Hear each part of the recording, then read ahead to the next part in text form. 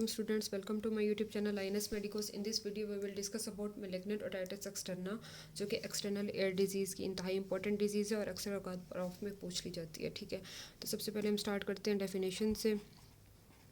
It is an inflammatory condition, it is an inflammatory condition.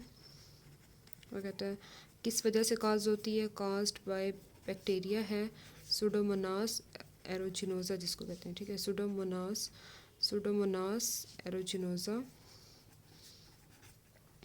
और होती किन लोगों में है, इन अर्ली डायबिटिक्स या वो पेशेंट जो कि इम्यूनोसप्रेसिव ड्रग्स ले रहे हो। ठीक है, आर टेकिंग इम्यूनोसप्रेसिव ड्रग्स। तो डेफिनेशन बेटा क्या हो गई, ये इन्फ्लेमेटरी कंडीशन है जो कि cause by Pseudomonas aeruginosa in early diabetics patient जो कि टेकिंग इम्यूनोसप्रेसिव ड्रग्स। ठीक है, उसके बाद हमने इसका सिनेरियो कैसे पिक करना है, इसके क्लिनिकल फीचर्स भी हम कह सकते हैं, क्लिनिकल मैनिफेस्टेशन भी आप कह सकते हो इसकी। ठीक है, और या डायग्नोस्टिक पॉइंट्स भी, या किस तरह से हम इसका डायग्नोसिस बनाएंगे। तो पेपर में तो मोस्टली सिनेरियोज़ के फॉर्म में क्वेश्चन पूछा जाता है, तो हमने इसका सिनेरियो पिक करना होता है। तो 3-4 बातें मैं आपको बताऊंगी, वो आपने माइंड में रखनी है। ठीक है, तो सबसे पहले जो है सिनेरियो में वो जिक्र करेगा कि एल्डरली डायबिटिक पेशेंट हमारे पास आया है। ठीक है, अर्ली डायबिटिक पेशेंट आएगा या वो वाला पेशेंट जो कि इम्यूनोसप्रेसिव ड्रग्स ले रहा हो। ठीक है, वो ज़रूर जिक्र करेगा सिनेरियो में इन 2 बातों का, aged patient with immunosuppressive taking drugs. ठीक है, और दूसरा जो है वो सिनेरियो में कहेगा कि जो उसको कान में बहुत ज़्यादा दर्द हो रहा है पेशेंट को, एयर पेन के साथ आएगा, स्वेयर ओटेल्जिया भी कहते हैं इसको। ठीक है, उसके बाद तीसरी बात वो कहेगा कि ग्रेनुलेशन टिश्यू जो है उसकी एक्सटर्नल ऑडिटरी कैनाल, जो एक्सटर्नल एयर कैनाल, उसमें ग्रेनुलेशन टिश्यू एग्जामिनेशन पे हमें मिलेगा। ठीक है, external granulation tissue in external air canal. ठीक है, उसके बाद जो है चौथा पॉइंट वो कहता है फेशियल पैरालिसिस के साथ भी आ सकता है बंदा, पैरालिसिस इज़ कॉमन। तो ये 4 बातें बेटा आपने माइंड में रखनी है। सबसे पहले क्या, अर्ली डायबिटिक पेशेंट आएगा या वो पेशेंट जो कि इम्यूनोसप्रेसिव ड्रग्स ले रहा हो, या एयर पेन होगा, उसको बहुत ज़्यादा कान में दर्द होगा क्योंकि मैलिग्नेंट ओटिटिस एक्सटर्ना है, तो शदीद पेन के साथ आएगा। एक्सक्रूशिएटिंग पेन भी आप कह सकते हो इसको, एक्सक्रूशिएटिंग पेन के साथ आएगा बंदा।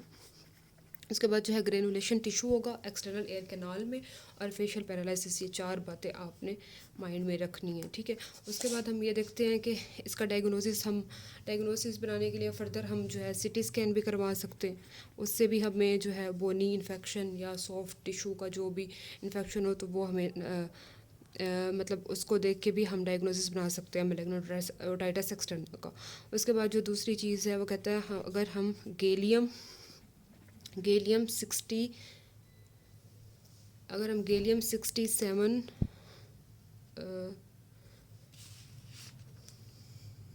अगर हम गैलियम, वो कहता है गैलियम 67 जो है वो दें तो ये भी बहुत ज़्यादा यूज़फुल टेस्ट है। ठीक है, इससे भी जो है जो हमारी बॉडी में मोनोसाइट्स होते हैं और एंडोथेलियल सेल्स होते हैं वो इसको बहुत अच्छी मतलब इसको टेकअप कर लेते हैं, और इससे भी हमें जो इन्फेक्शन है वो उसको पता चल जाता है और हम इजीली इसको डायग्नोज कर लेते हैं। ठीक है, उसके बाद वो कहता है टेक्नीटियम 99, ये भी है बोन स्कैन। ठीक है, टेक्नीटियम 99 बोन स्कैन, ये इतना यूज़फुल नहीं है, बट ये जो गैलियम 67 है ये बेस्ट है। ठीक है, इसका रिज़ल्ट जो है वो स्लोली आता है और 1 साल तकरीबन इस तरह से वो कह रहा है कि लग जाता है। उसके बाद जो है इस तरह से हम इसका डायग्नोसिस बना लेंगे।